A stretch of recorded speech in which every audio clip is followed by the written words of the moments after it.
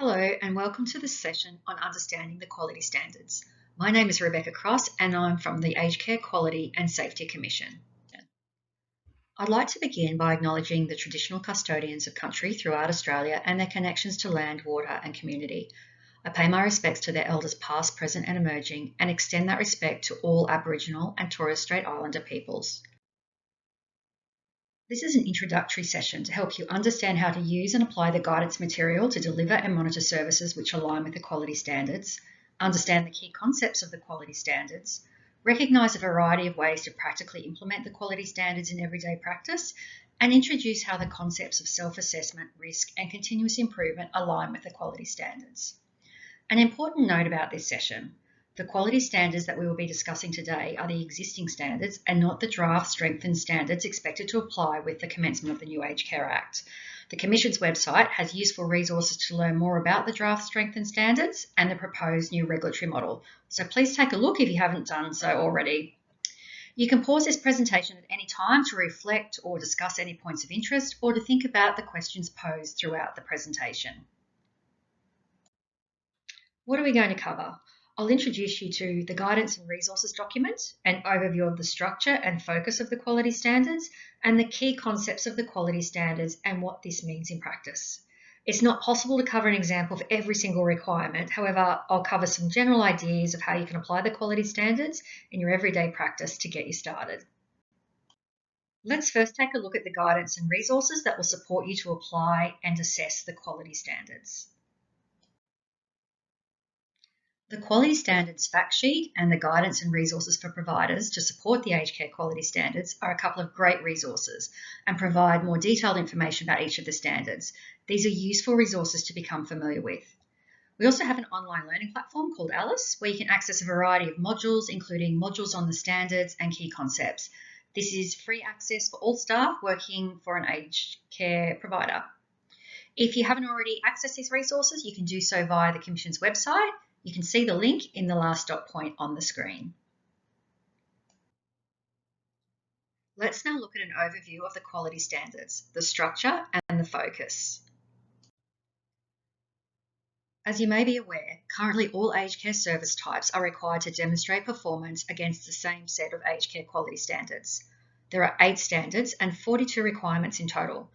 The quality standards provide a framework of core requirements for quality and safety. Each standard focuses on different aspects of how you provide care and ensure quality, and represents a minimum or baseline level of performance of what providers are required to meet. We know many providers will go above and beyond these core requirements to provide a higher quality of care and service for people they provide care and services to. Some quality standards or specific requirements may not apply to all home service providers. For example, Standard 3, Personal Care and Clinical Care, will apply to Commonwealth Home Support Program or CHSP services providing nursing, personal care or allied health services. Standard 3 will not apply to CHSP providers only delivering services such as meals or other food services, transport, home maintenance or domestic assistance. You need to understand your unique service environment to determine which quality standards apply. The Commission has created a guide to assessment of Commonwealth Home Support Program services to provide an indication of the standards that apply to these home services. So if you'd like more information on this, you can check out the guide on our website. Each standard has the following structure: a consumer outcome, written as an I statement and outlines what consumers expect to experience from the care and services they choose to receive or participate in. Next, we have the organisation statement. This provides clarity around what is expected of the organisation for each standard. And then the requirements. These are specific outcome statements that the service needs to demonstrate performance against. They provide the framework for the way care and services are delivered to provide safe and quality care that meets consumers' needs. Where a standard applies, the organisation will need to meet the consumer outcome and organisational statement through demonstrating performance or outcomes at the requirement level. This means you need to have a strong focus on evaluation of consumer outcomes to know you are meeting the requirements of the standards. I've talked about the structure of the standards. Now I'll briefly orientate you to the guidance material so you can see how the sections work together. The guidance material is designed to support you to maintain compliance with the quality standards through assisting you to understand the quality standards and what is expected when the standards are assessed, to reflect on everyday practice and areas for improvement, and undertake ongoing performance reviews against the standards. If you're unsure about what the standards and requirements mean, start with reading the purpose and scope of each standard, which you can see on the left of the screen. Then read the intent of each requirement, which will provide you with key information to assist in understanding what it is about. You can see this in the middle of the screen. The reflective questions will assist with self-assessment and reflection on opportunities for continuous improvement. Use these to start conversations and start thinking about how the requirement is applied in your service. They are not an exhaustive list, but prompts. They also provide an indication of the matters that aged care quality assessors consider in assessing compliance. As seen on the right, the guidance material also provides examples of the types of evidence that an organisation may use to demonstrate that it is meeting the requirement. Again, it doesn't cover all possible sources of evidence that could be used by an organisation, but a few ideas for what evidence may assist to demonstrate performance. You'll be able to think of other additional examples relevant to your service. The guidance material recognises that aged care organisations vary in size and structure and will have different ways of meeting the quality standards.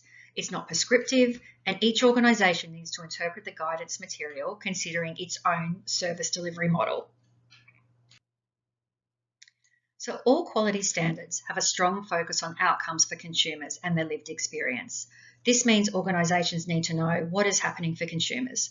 Ask yourselves what is happening in practice and what is the experience of your consumers. Are you making improvements to consumer outcomes? As part of having a consumer focus, you need to consider how you engage in different ways with consumers, their families, carers, and representatives to ensure care and services are designed together in partnership with consumers and developed to meet their needs, preferences, and goals.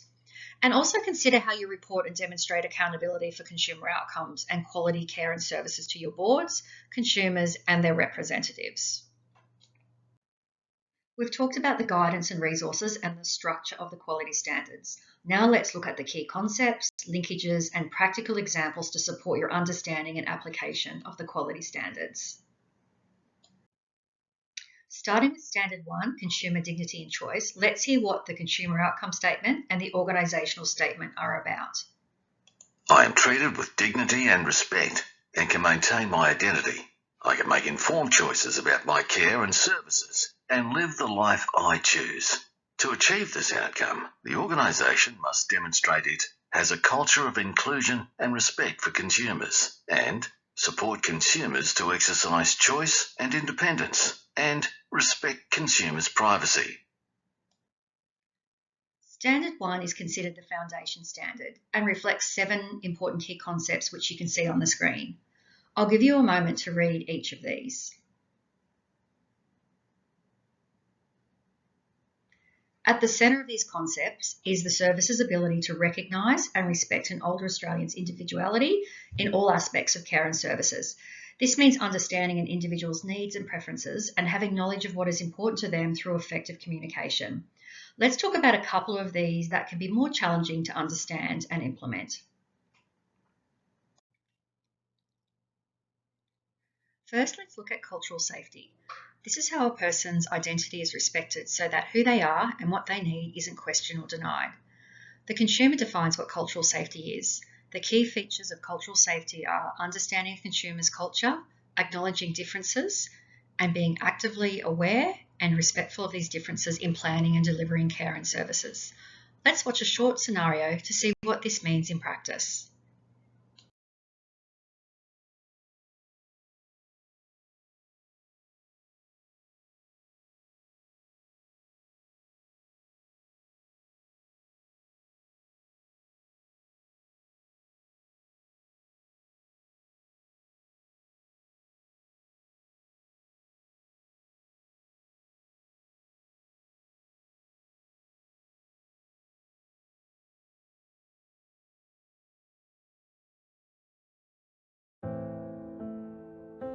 Mr. Badawi receives daily home care services and assistance with showering and meal preparation due to his failing eyesight. Mr. Badawi is a devout Muslim who prays 5 times a day and has a local imam who is his spiritual guide. Since he is no longer able to drive, he has been unable to connect with his community or his imam, which causes him great distress. Mr. Badawi continues to practice his faith at home, but his prayer times often conflict with the times his home care service provider attends his house.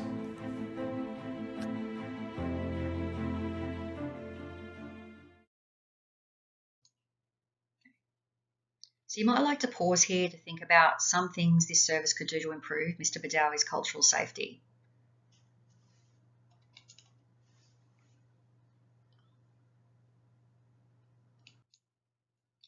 Some examples you might have considered could include train staff in cultural competence and introduce staff to Muslim cultural practices, review time of service delivery and negotiate a more suitable time for him, enable him to connect with his spiritual guide, imam, either through transport services or arranging for him to speak to his imam by phone or FaceTime, maybe negotiate, see if assistance with meal prep could be provided by family and friends, or review assessment processes to ensure the service is capturing what is important to Mr. Badawi.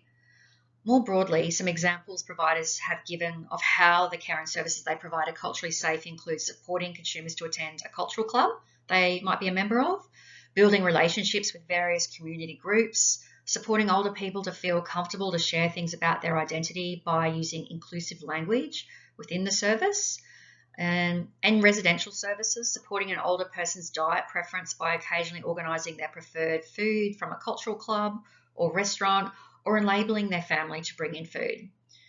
Could also be staff addressing the older person in their preferred manner, or recruiting bilingual workers to reflect the diversity of the people they provide care and services to, or using interpreter services. To understand more about cultural safety, check out the Aged Care Diversity Framework resources on the Department of Health and Aged Care's website. Dignity of risk is another key concept for Standard 1 I'll cover now. What does it mean? It means older people have the right to make decisions that affect their lives and to have those decisions respected, even if there is some risk to themselves. Staff need to take a balanced approach to managing risk and respecting the older person's choice. They also need to support the older person to understand the consequences of their choices and the nature of any risk to them and others, and partner with the older person to look for solutions and find strategies for how risk can be managed to assist them to live the way they choose. Think about ways that you have or can support dignity of risk for your consumers. Some examples we've heard about include supporting consumers walking to shops or cafes by themselves by providing an emergency alarm button or necklace, having phone numbers of the service, contacting the coffee shop, sign in and out procedures, fitness classes to improve mobility and balance, and regular reviews. Respecting and supporting an older person's choice of meal texture. Think about a person who has had a stroke. The older person is assessed as requiring modified food textures such as pureed food and thickened fluids. Staff discuss the risks of choking, aspiration, and strategies to minimise these risks with the older person and support their informed choice of receiving a normal diet instead of a texture-modified diet. Other examples have been supporting the older person to take public transport, gardening, or even skydiving. The options are endless, and the focus is on supporting the older person and managing the risks so they can live the life they choose. Take a moment now to think about other things which you could do to support dignity of risk in your service. Next, we're going to discuss Standard 2, ongoing assessment and planning with consumers, followed by Standard 3, personal care and clinical care. Let's start with Standard 2 and the consumer statement and organisational statement. I'm a partner in ongoing assessment and planning that helps me get the care and services I need for my health and well-being. To achieve this outcome, the organisation must demonstrate it undertakes initial and ongoing assessment and planning for care and services in partnership with the consumer, and that assessment and planning has a focus on optimising health and well-being in accordance with the consumer's needs, goals, and preferences. The key concepts of Standard 2 focus on partnering with consumers to understand what is important to them. This requires an understanding of the older person's life history, culture, diversity, and values. Partnership promotes equal involvement in decision making. Remember, we spoke about some examples of partnering with consumers around dignity of risk in Standard 1. Partnering successfully in care and service planning in practice may include understanding and responding to each individual's needs and experience. You can see how cultural safety may link here. Providing all relevant information that is explained in a way older people can understand and assist them to make properly informed decisions about their options. Again, you can see the concepts of information from Standard 1 are relevant to Standard 2. Staff practice supports decision making. This means enabling a person who requires support with decision making to make and communicate decisions about their own life. Staff must be able to communicate effectively and be willing to negotiate. Some services educate their staff specifically on communication and negotiation skills, as well as how to write goals and care or service plans. Some older people may need an advocate or family members to help them navigate the system in a way that makes sense to them. Next concept is about ongoing assessment and care planning. This is required to ensure the effectiveness of care and services. When considering a consumer's well-being, it's important to understand the individual's emotional, spiritual, and personal preferences. In practice, this may involve having conversations and building rapport so they are comfortable sharing information about their history and identity. So Standard 3, personal and clinical care. Standard 3 applies to all services delivering personal care, such as bathing, assistance with toileting, and assistance with eating, or clinical care, such as nursing services. Let's listen to the consumer and organisation statements. I get personal care, clinical care, or both personal care and clinical care that is safe and right for me. To achieve this outcome, the organisation must demonstrate it. Delivers safe and effective personal care, clinical care, or both personal care and clinical care in accordance with the consumer's needs, goals and preferences to optimise health and well-being. Consider what makes care safe and right. Care that is safe and right is best practice. Organisations are expected to refer to relevant national guidance about how to deliver safe and effective care and to implement this in their service. It's also tailored to the individual and based on an assessment of an older person's needs, goals, and preferences. It's focused on optimising health and well-being. Remember that includes their physical and mental state, as well as their spiritual, emotional, and social life. So cultural values, attitudes, relationships. Be aware too that identity, culture, and diversity of each consumer influences whether care is viewed as safe and right for them. Key concepts of providing care that is safe and right include supported decision making. We've discussed this in Standard 2 with helping consumers understand their options and enabling a consumer to make and or communicate decisions about their life. Optimising health and well-being. Again, we've already discussed this in the Standard 2 concepts. You can see some common themes and links between standards are coming through. Referrals. Seeking expertise from other health professionals to enhance the care outcomes for the people you provide care and services to. And effective risk management of high impact, high prevalent risks. This is demonstrated when an organisation has systems and processes that help them identify and assess risks to the health, safety and well-being of older people. It includes evaluating incidents and near misses and assists in improving performance in delivery of quality care and services. Let's look at the scenario of MAVIS to see how Standard 2 and 3 may be practically applied.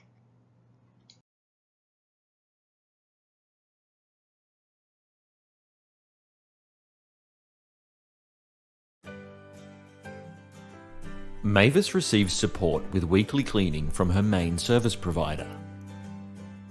She also attends a social mahjong group every Wednesday, which is a brokered service from another organisation. One day, the cleaning staff assisting Mavis notice she is moving slowly and has a limp. She thinks Mavis may have had a fall and injured herself. Mavis confirms she did, but didn't want to make a fuss and was hoping it would get better. With Mavis's permission, the cleaning staff inform the coordinator, who contacts the GP. The GP confirms Mavis has badly sprained her knee. A reassessment is initiated by the main service provider.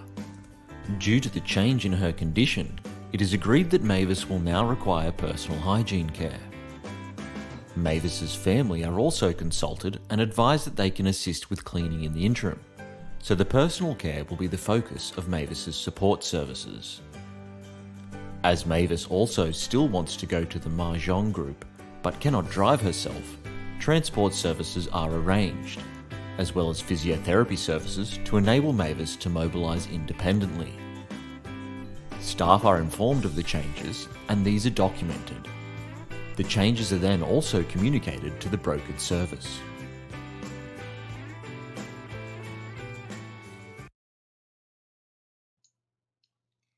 So you can see in this scenario, standard 2 concepts being demonstrated.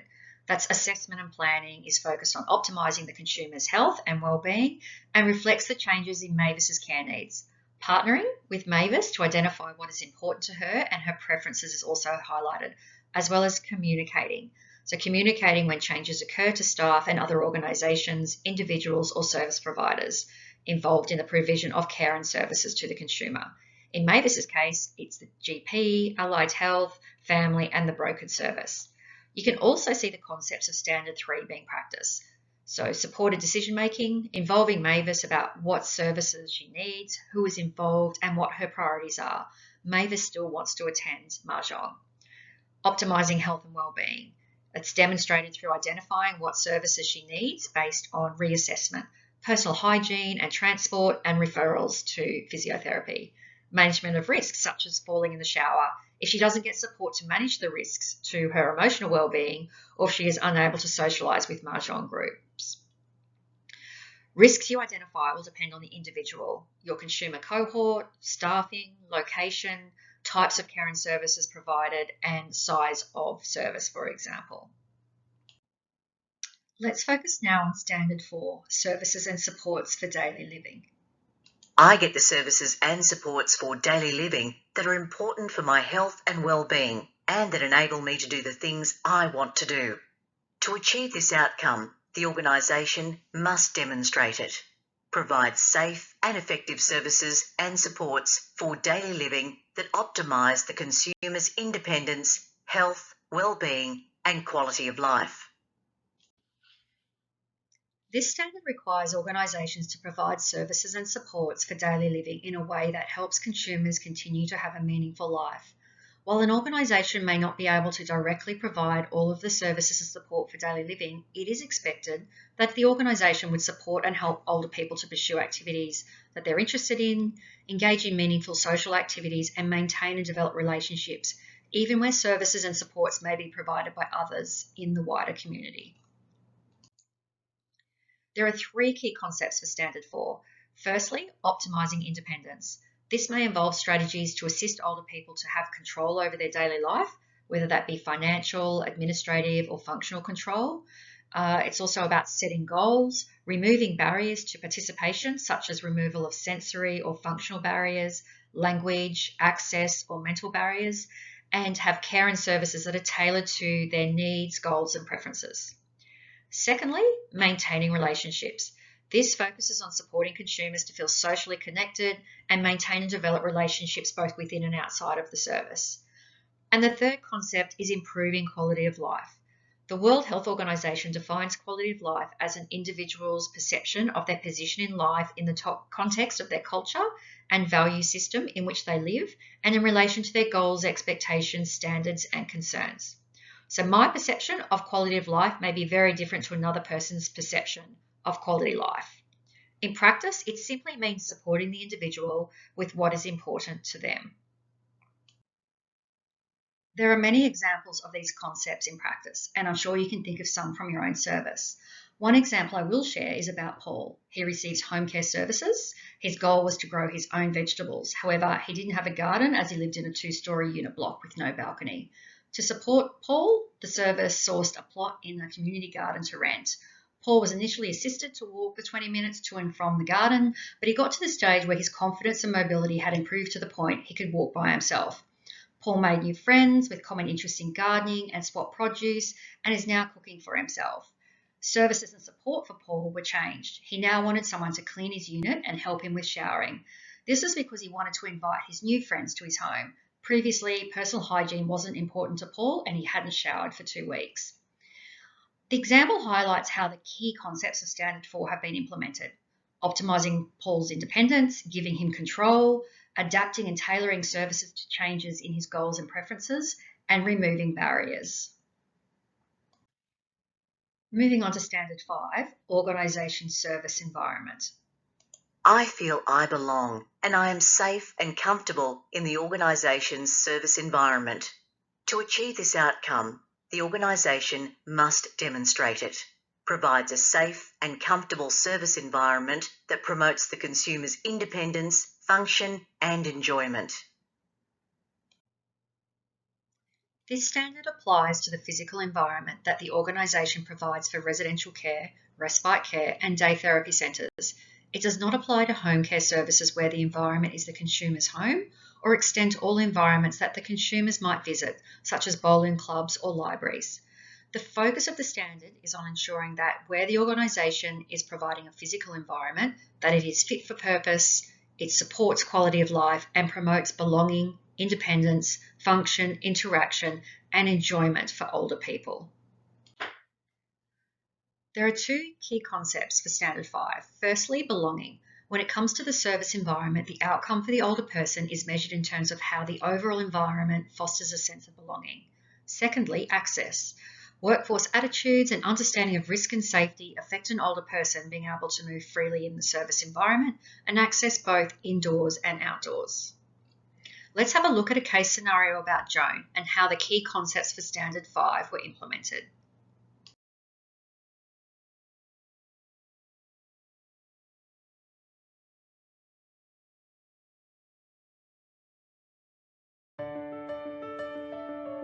It was Joan's first day moving into residential care. Her daughter Sarah accompanied her. When they arrived at the service in the morning, they were welcomed by the receptionist, who gave them a cup of tea while they waited for the manager to arrive. The manager showed them to Joan's room and encouraged Joan and Sarah to set up her personal things as she preferred, including her photo collection, some cushions, throws and lamps. The maintenance man also helped to bring in her display cabinet from home. As they walked to lunch, the manager introduced staff to Joan. She then sat with Joan during lunch, introducing her to the other residents at the table and discussing common interests and activities such as cooking groups, gardening and book clubs at the cafe down the street. One of the residents arranged to meet Joan in the afternoon to show her the garden and what she is growing.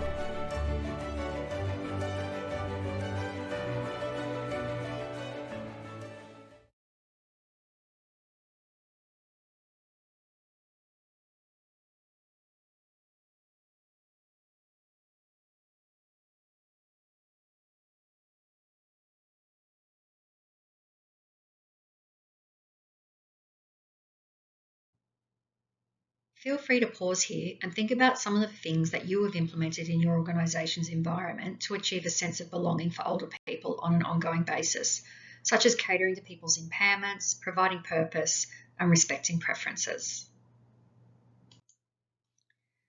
Thinking about the second concept for Standard 5, reflect on how you support older people to move freely in the service environment, both indoors and outdoors.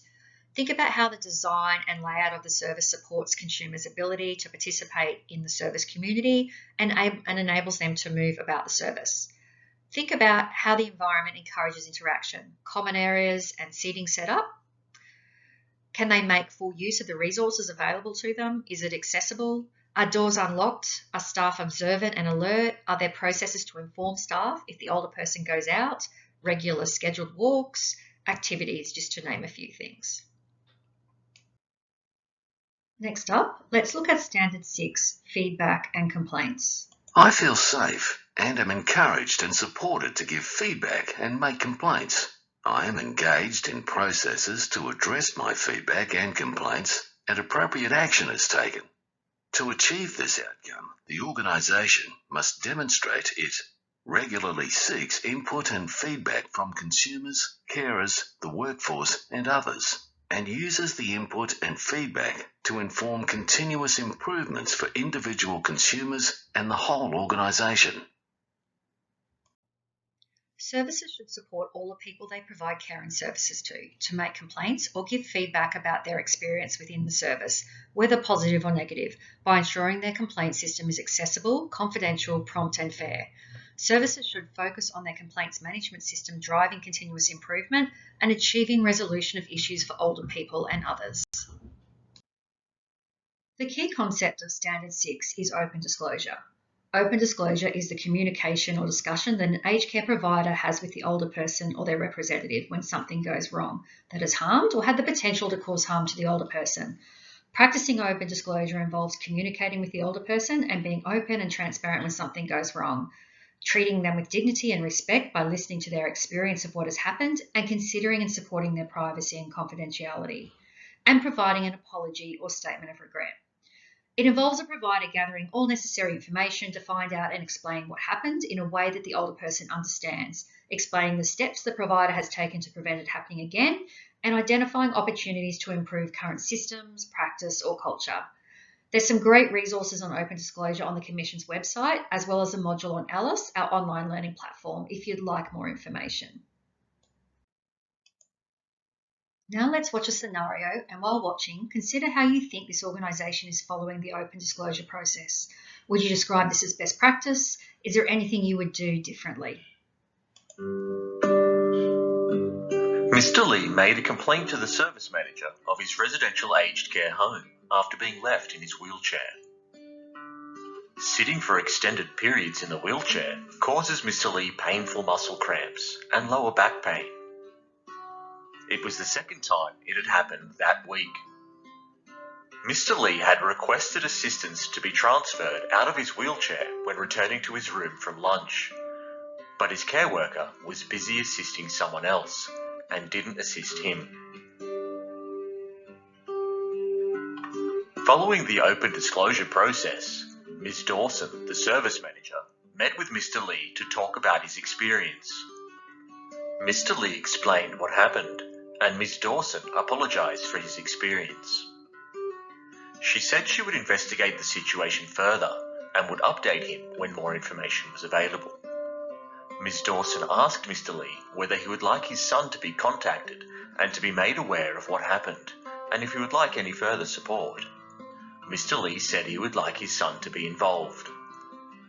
Ms. Dawson scheduled a meeting with all care staff to discuss what had happened and identify changes that could be made to rostering and procedures to prevent the situation from happening again.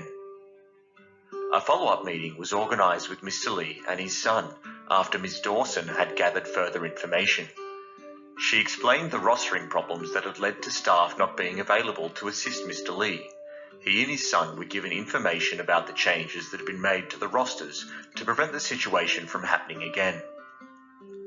They were satisfied with the resolution provided, and Ms. Dawson advised that she would follow up with them to ensure there were no further concerns.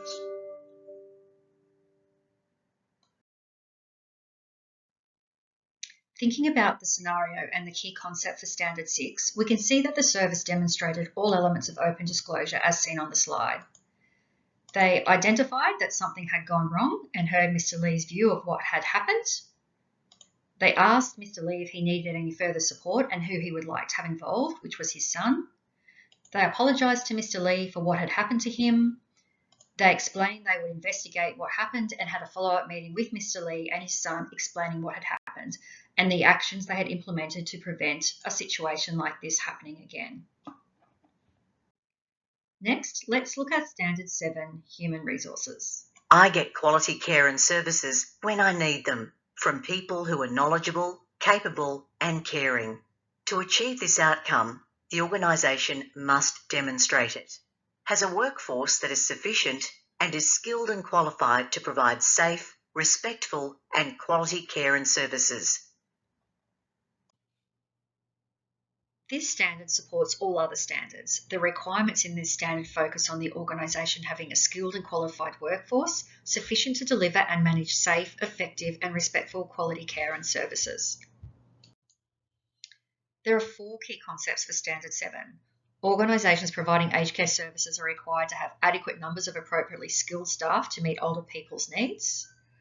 Assessing, monitoring and reviewing the makeup, suitability and performance of its workforce is critical to the organisation's ability to deliver safe and quality services that are responsive to older people's needs and preferences.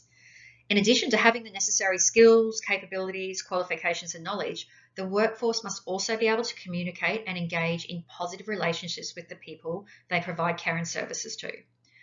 And a commitment to consumer-centred care and understanding of an individual's identity, culture, and diversity fosters appropriate interactions with staff, treating each person as an individual with their own unique life experiences, preferences, needs, and abilities. Some examples providers have mentioned about how they support, train, and equip staff to be kind and focused on consumer-centred care include considering attitudes and attributes at recruitment and having older people on recruitment panels, modelling respectful, empowering language, so enable, support rather than allow, assist rather than do. It's a move away from task-focused language.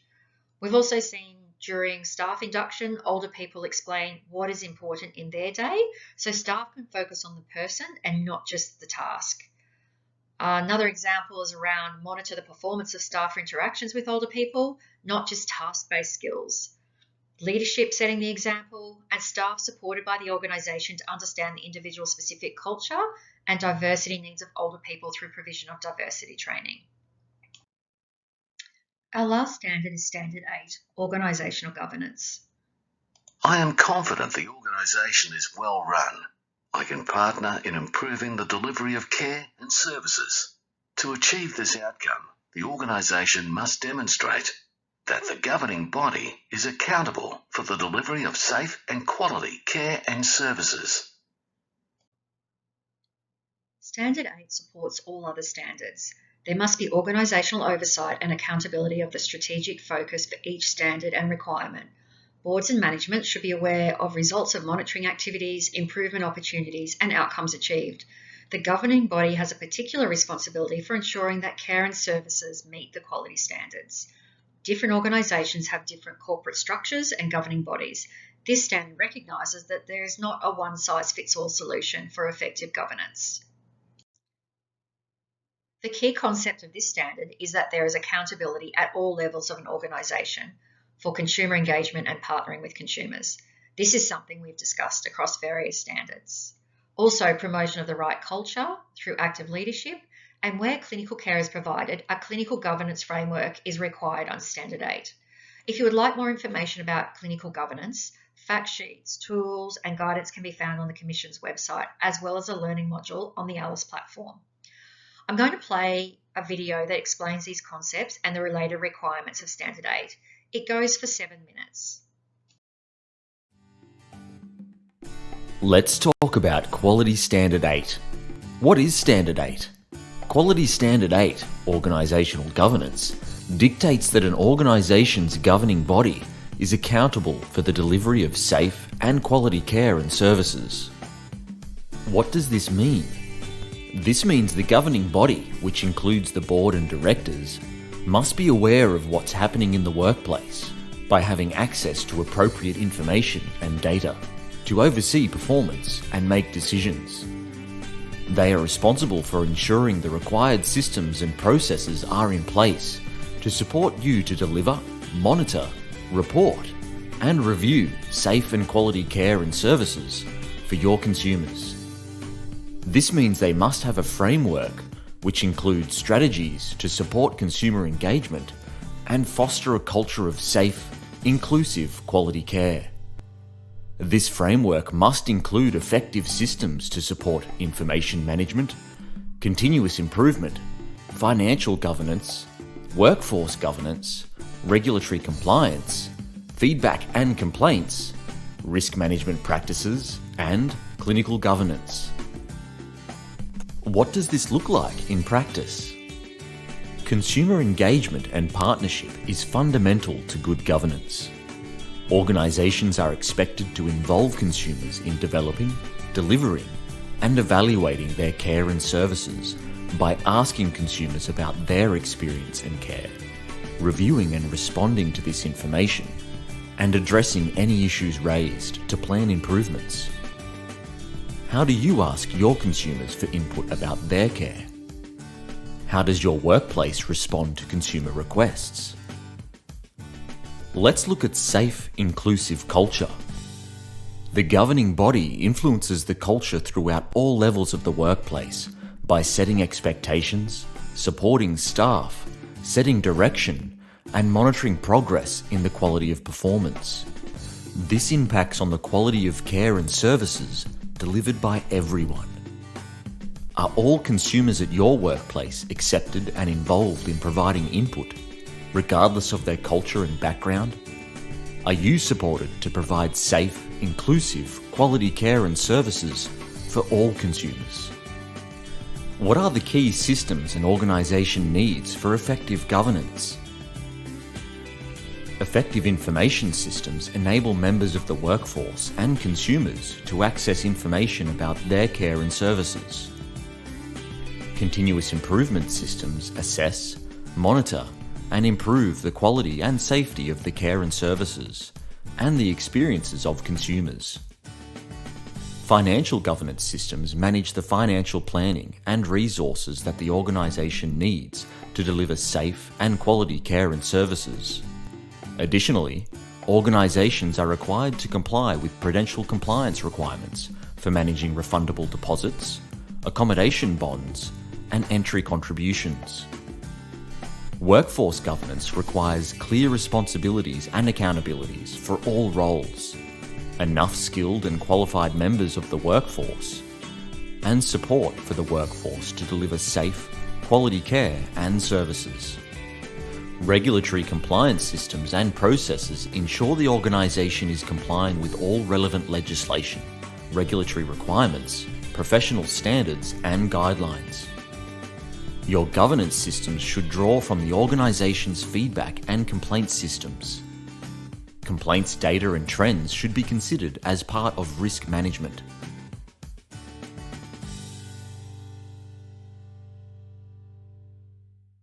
How do you get the right information to perform your role?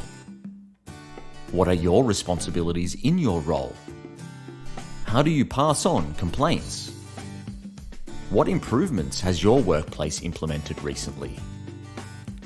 Risk management practices help workplaces to identify and assess risks to the health, safety, and well-being of consumers. If risks are found, workplaces are expected to find ways to reduce, manage, or remove the risks in a time frame that matches the level of risk and how it's impacting consumers. What support systems does your workplace have in place when things go wrong? What are the biggest risks? Do you know what your responsibilities are for reporting incidents and providing care? Where clinical care is provided, a clinical governance framework is in place.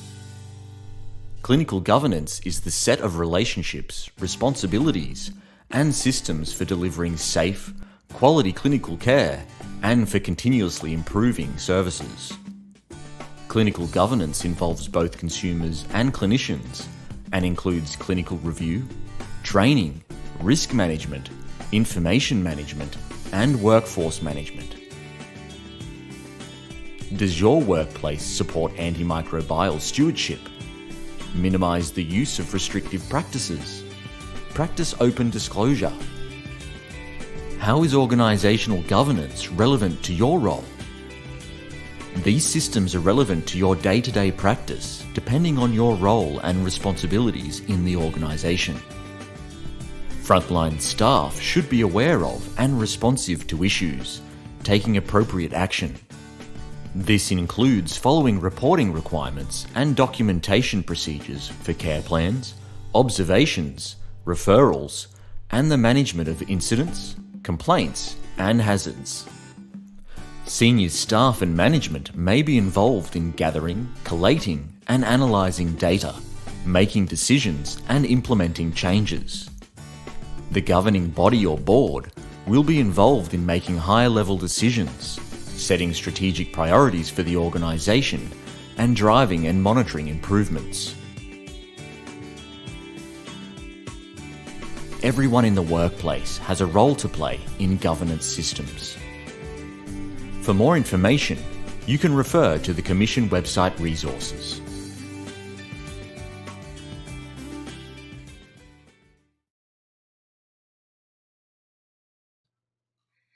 We've now covered information about each of the 8 standards and the key concepts that apply to each of those standards. Let's now briefly talk about the links between the standards and the self-assessment process. As you probably picked up already, when applying and evaluating the standards, you can't think of them in isolation. There are many linkages across the quality standards, as shown in this table. You can see from the table, Standard 1 sets the foundation for having that consumer focus through the consumer dignity and choice lens. As mentioned, all other standards also have a consumer outcome statement, and meeting the requirements of these standards lead to this.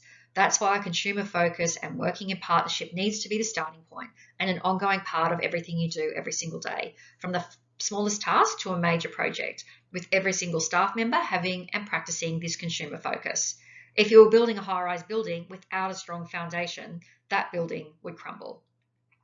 Standard 7 is about the people, staff, volunteers, contractors that deliver or provide care and services, and therefore is connected with all other standards.